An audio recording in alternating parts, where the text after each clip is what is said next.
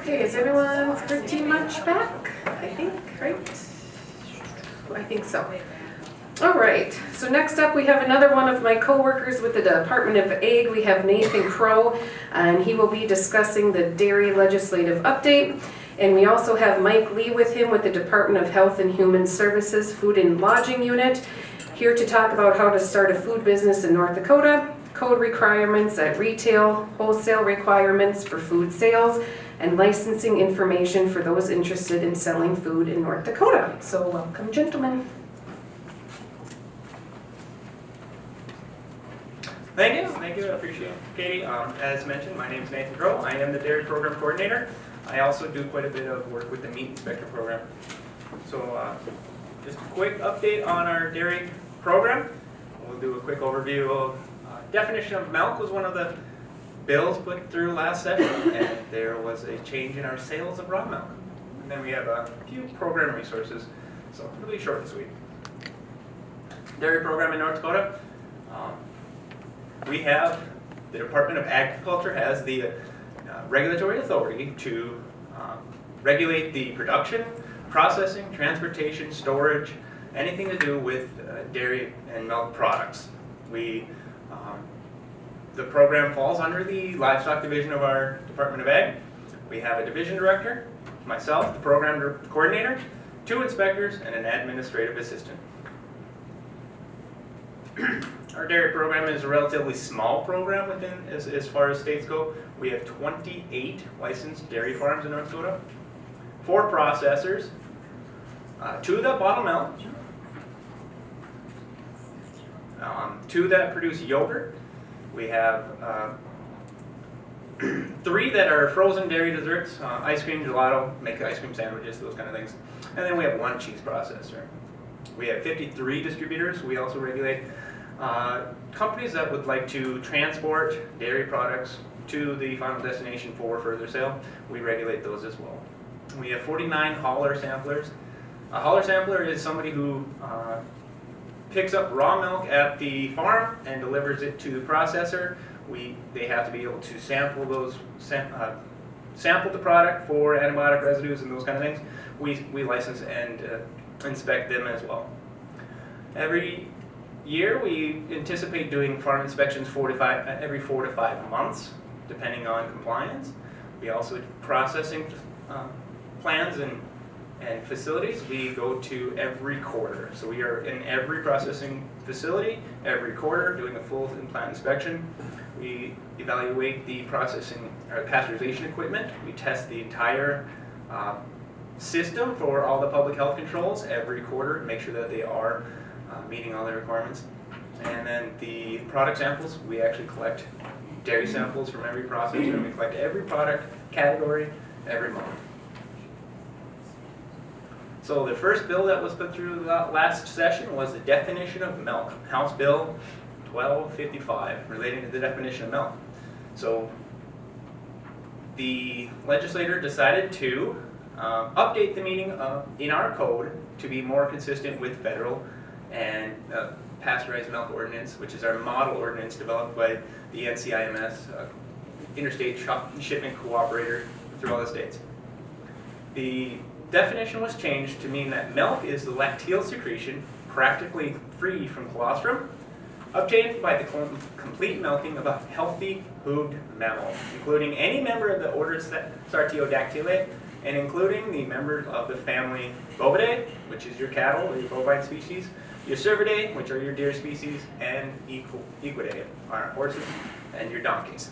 So any hoofed mammal in North Dakota can be milked and sold as milk within our state law as interpreted now. So there's no real significant impact in North Dakota. The state dairy program licensing and inspections are required if they are to go into the wholesale or to further processing market. But the definition does more closely align with North Dakota state, or our state definition, and now more closely aligns with the federal code and the pasteurized milk ordinance. So it was just kind of make sure our state is consistent with federal interpretation so that there's fewer options for what people consider milk. The next bill that went through was the sale of raw milk to consumers, House Bill 1515. This bill created an exemption from inspection and licensing for a farm that sells directly to the end consumer for personal consumption. A farm may not sell that raw milk to a wholesaler or retailer for mass consumption, and they must sell it within the state. So interstate commerce is still prohibited for raw milk in its final form. The sale must not involve interstate commerce, and it cannot be donated. So you cannot donate raw milk to food pantries, or you cannot use it at potluck services or any kind of donation for sharing out in public mass consumption like that. And the last provision is the exemptions from the different regulatory oversight that would typically apply for most dairy type operations.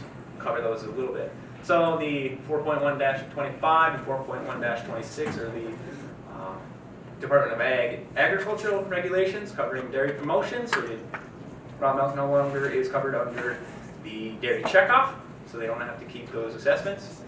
And then the Milk Marketing Board, they don't have controls over minimum market price or farm pricing and distribution of pricing for retail. The Food and Drug and Cosmetic Act, they are exempt from that, and then they are also no longer are not required to have any licensing on their farm for their packaging facility or anything like that, which would typically be required for a food manufacturing or food establishment. And then weights and measures, they don't have to comply with the volume scales and those kind of things. The exemption only applies to raw milk, sales of raw products, creams, flavored milks, cheeses, yogurts, anything processed from a raw milk that is no longer considered raw milk, and that product is still prohibited. Resources. So as the raw milk bill was passed, we put together a resource for helping consumers and producers, which is a small booklet that we put together, and it covers the overview of the new law, and I wrote in there suggestions for hygienic practices and more sanitary production of your raw milk producers, and suggestions for the producers to take when considering if they want to test their products. Kind of tests would be appropriate for testing raw milk, and then suggestions for labeling. And that resource is available on our website. Other resources, we also have a booklet on the summary of grade A requirements. If a producer wants to eventually become a commercial licensed dairy, we give them a booklet on there on all the requirements for grade A licensing on the dairy farm. And then if they want to add some potential processing to open up the market for retail, they would have to do a processing facility, and I put together a nice little booklet for that. Covers all the regulatory requirements and constructs of how they can get through to that. And one other thing, our dairy program also regulates small flock farm egg product producers. So those that have chickens and they want to sell eggs, we would license them for $10 so that they can sell those eggs into restaurants and grocery stores and the like. And there's a small form on our website called the Egg Dealer Quick Reference for Licensing Requirements, and it covers what would be required for small egg producers. And that's also available on our dairy program page within the Department of Ag website. Well, that was a pretty quick overview. Just thought I'd give you what's going on with that. Any questions? Feel free to ask. I also cover a lot of the meat inspection program, so anything to do with dairy and meat, feel free to give me a call or email or anytime. Be more than happy to help. I have a question. Yes. How about the freeze drying component? Do you have any new regulations on any of the freeze drying? Freeze drying, it would depend on what type of product you are freeze drying, so and what market you want to get into. If you're going to try to find freeze-dried dairy product, it would no longer be considered raw at the time. It's a process, yeah. And so it would be it'd need a full plant. You have to do everything required for obtaining your plant licensing, because that is a process, and processing automatically puts the raw milk into a it's no longer considered raw milk at that anytime you Sure. add a processing step into it, other than bottled. Cool. Thank you. Usually need one of these, but good morning. My name is Mike Lee. I work with the Department of Health and Human Services Food and Lodging Unit. Try putting that on a coat logo, but it's a longer title now that we've transitioned from the North Dakota Department of Health over to Health and Human Services. I'm the field staff supervisor, so I oversee all of the inspection staff in the state. I also do the FDA standardization evaluations and training for all of the health inspectors throughout the state, not only on my staff, but at all the 8 local public health units as well. And today we're just going to be talking about the steps to operate a retail food establishment business in the state of North Dakota. There's several different retail licenses that we oversee. We do restaurants, bars, grocery stores, convenience stores, bed and breakfast, hotels, motels, RV parks, mobile home parks, tanning, tattoo, body art, electrology, funeral homes, and crematoriums. And so, along with food processing. And so we have a lot of different areas of jurisdiction that we cover, and there are also many overlapping jurisdictional coverages throughout those local public health departments, depending on what county you're in or what area of the state.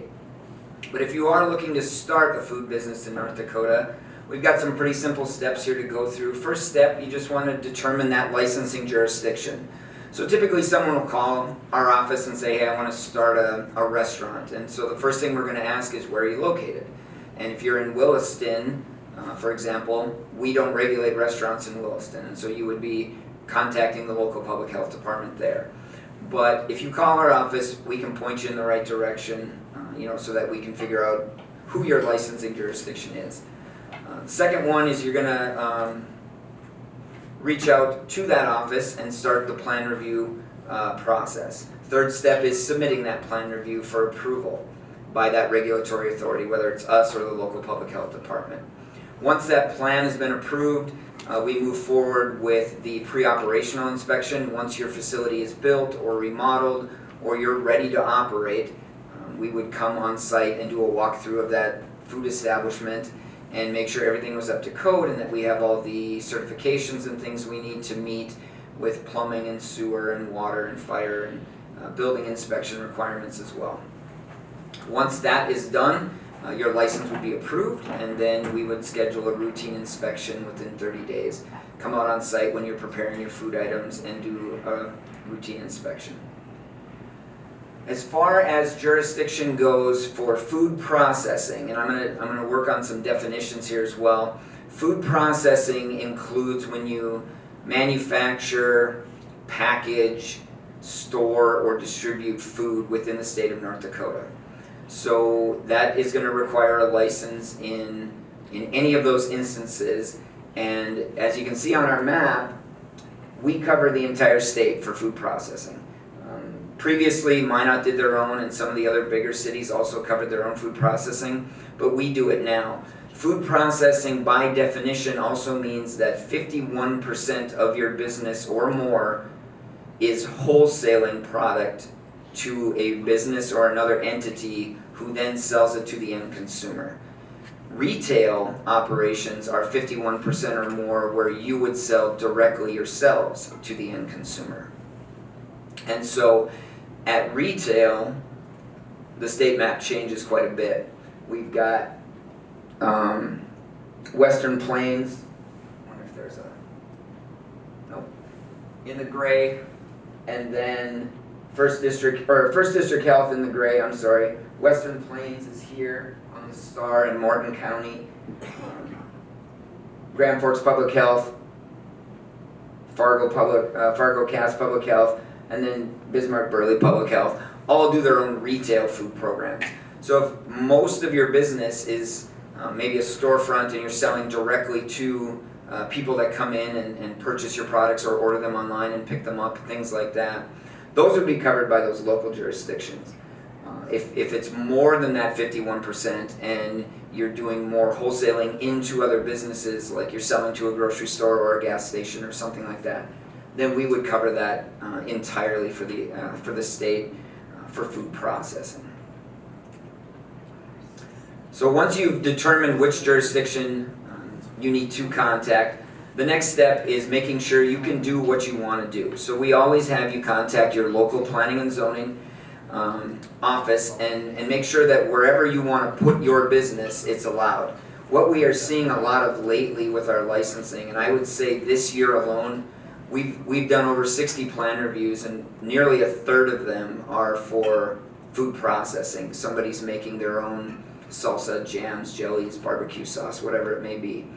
And so it's a very popular license that is pretty much dominating our plan review process.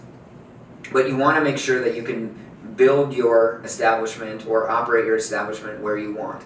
A lot of people choose to renovate a building on their farm or on their own private property. And so again, we just want to make sure that that's allowed. I've only had it denied twice in 17 years where somebody wanted to build something.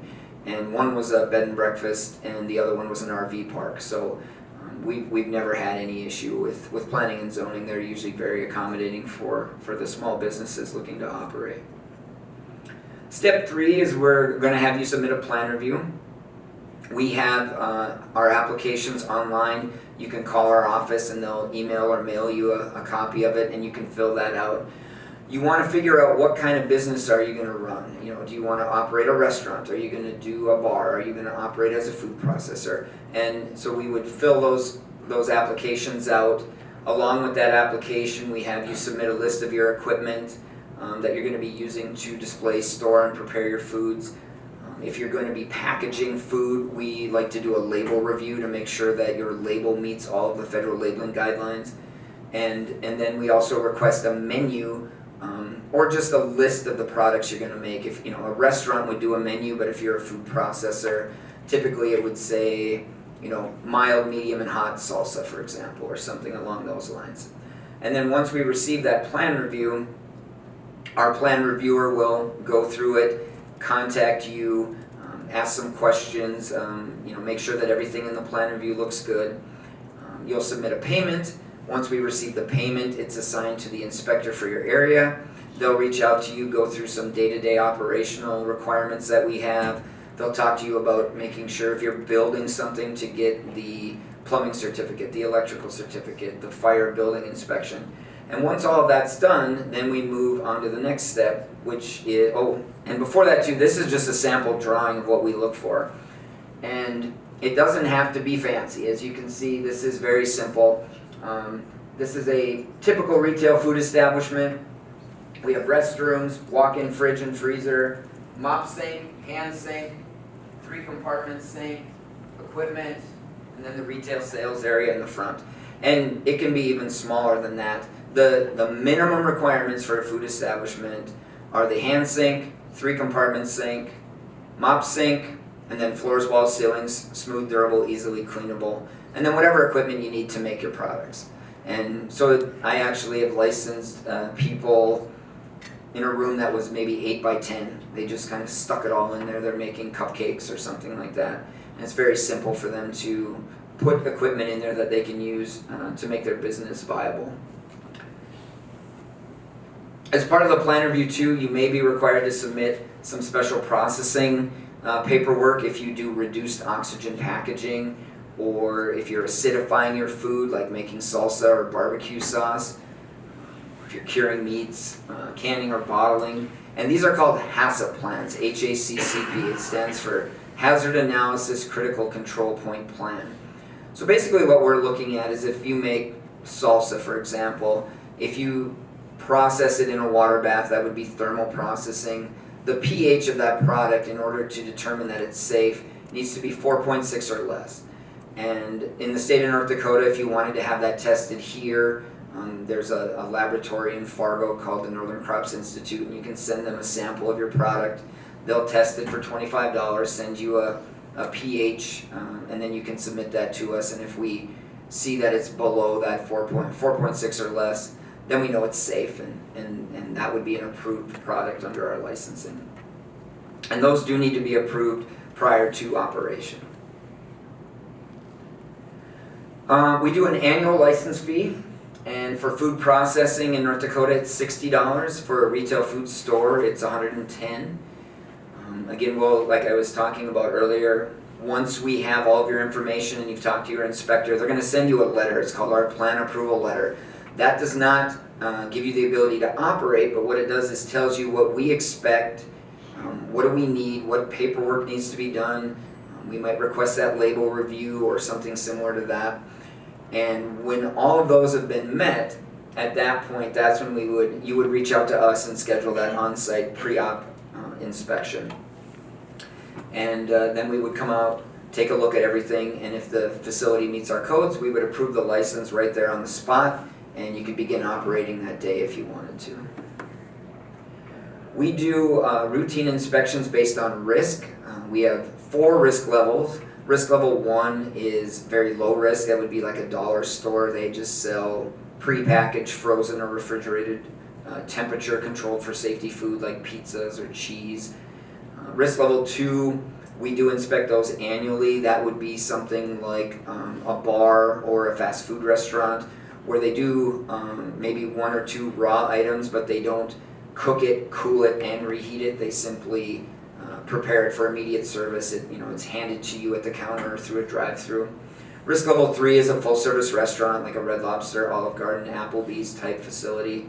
And then a risk level 4, we do twice a year, and those are the ones that either serve a highly susceptible population, like a nursing home, assisted living center, or child care or elementary school. And if you do any of that specialized processing under those HACCP plans, where you're taking a food and rendering it from requiring temperature to not requiring temperature, such as barbecue sauce or salsa. We do our routine inspection approximately within 30 days after your pre-operational inspection is completed. We've got on our website some information on how to read an inspection report. The first 29 line items of our inspection report are considered the risk factors. These are the violations that we see that typically lead to foodborne illness. And so those are going to be the things like washing your hands, wearing gloves, hot food hot, cold food cold, washing, rinsing, and sanitizing your equipment. And then the next line items, 30 through 56, are the good retail practices. Those would be things like preventing pests from getting into the building, dumpsters, floors, walls, ceilings, bathrooms, and those types of things. So again, I covered this just briefly, but the 5 risk factors that we most vigilantly look at are going to be holding temperatures, cooking, personal hygiene of the employees, making sure contaminated equipment is cleaned properly, and then food from unsafe sources. So anything that is sold in a retail food establishment has to come from an approved source. So like Nathan was talking about earlier, if it's a meat product, it would have a stamp of inspection on it. Typically, there are some exemptions to that in law if you are a hotel, restaurant, or institution. And Nathan could address that a little better than me, and I always forward any meat questions over to Nathan. Again, with the eggs as well, if you're an egg producer with that $10 license that they do, you can sell those eggs to a grocery store or a convenience store, and they can then retail those to the end consumer. Under the good retail practices, like I said, it's floors, walls, ceilings, sink installations, proper use of sanitizer and test strips, and then proper storage of your utensils and equipment. We have many additional resources on our website. Again, just like the name of our division, the website is a little lengthy, hhsnd.gov/health/food and lodging. There's a 10-minute video on there that will take you through exactly what I'm doing today. We have a plan review manual on there for a food establishment. We have one on there for mobile food as well. We have a guide for food handlers. Our food code is adopted from the FDA food code by reference.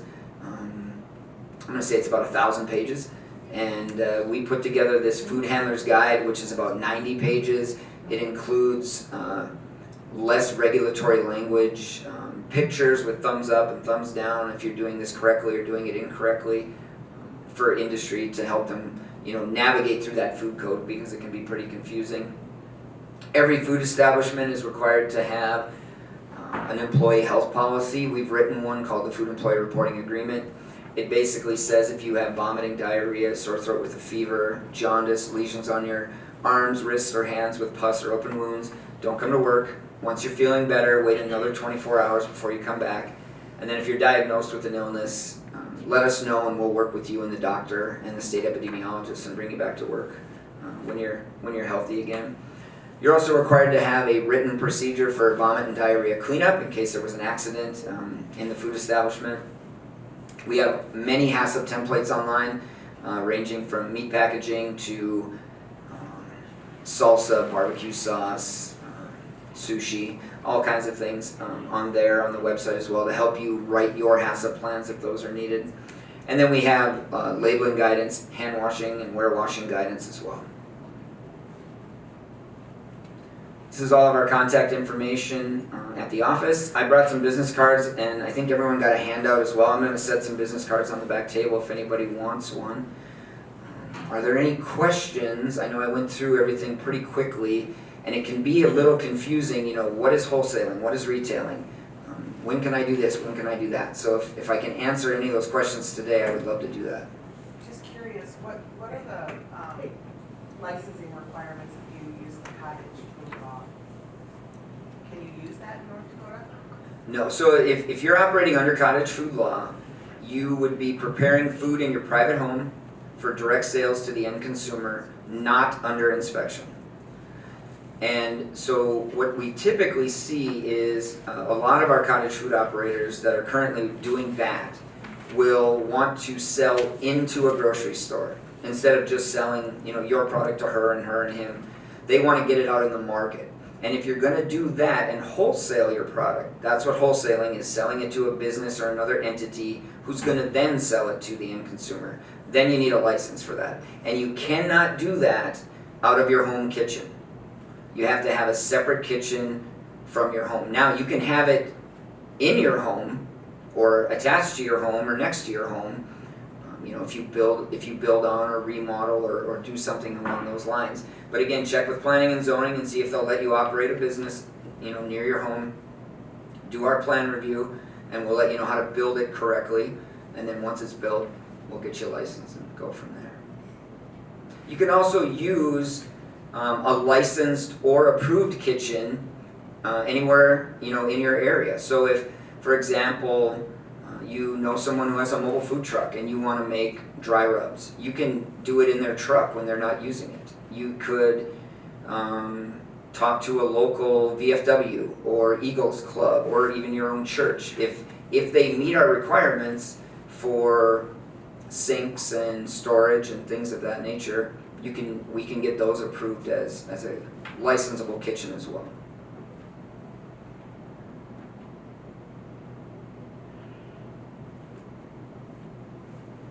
Just recently, I was out in the field this week, and it couldn't be more timely with the presentation I'm doing today, because in 2 facilities that I visited, I found 7 unlicensed products.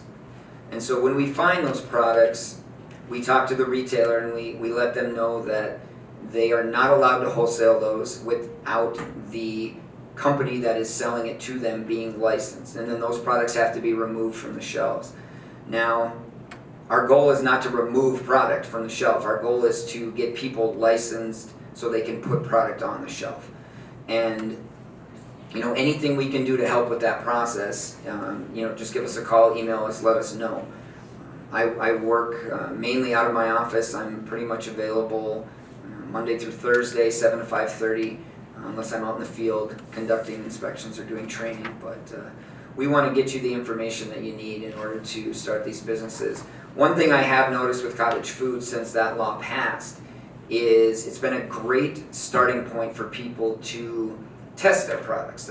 Maybe they think, well, I'm going to make salsa and I'm going to sell 20 jars a week at the farmer's market. All of a sudden, they're selling 200 jars a week, and they're like, people want my product. How do I get my product into the marketplace? And you know, Doubt's Pretzels did us a great service, right? You know, it just exploded for them, and they started out small. It grew. They opened a plant in Velva. It grew even more, and now, you know, it is where it is. So if that's the line that you're looking to pursue with your specific product, whether, like I said, it's a soup mix or a dry rub or whatever it might be, just let us know and we'll help you get that started.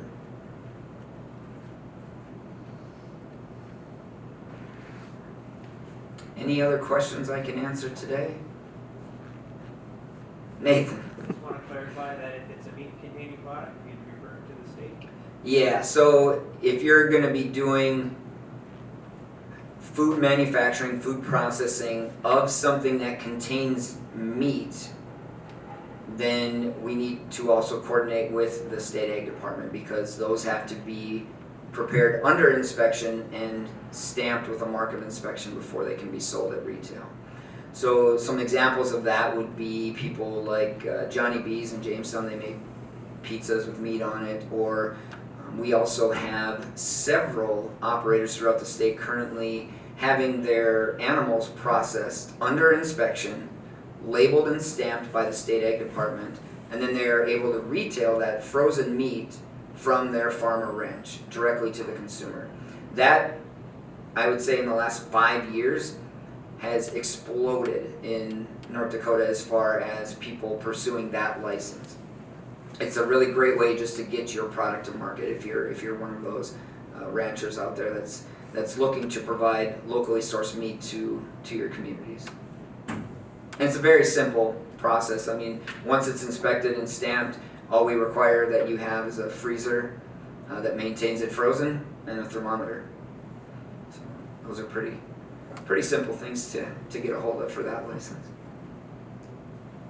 Now, if you go and process that further, the meat coming off of that, make a sausage or something with it, that person has to be licensed too. Correct, yeah. So the license that I was describing, where it's processed under inspection and has a stamp from the state ag department, and then you're retailing it frozen, it cannot be further processed under that license. If you want to further process it, make jerky or pepper sticks or summer sausage, then you would have to do what we call a meat market license with us, and that would require a facility with the 3-compartment sink, hand sink, mop sink, and all of those other requirements.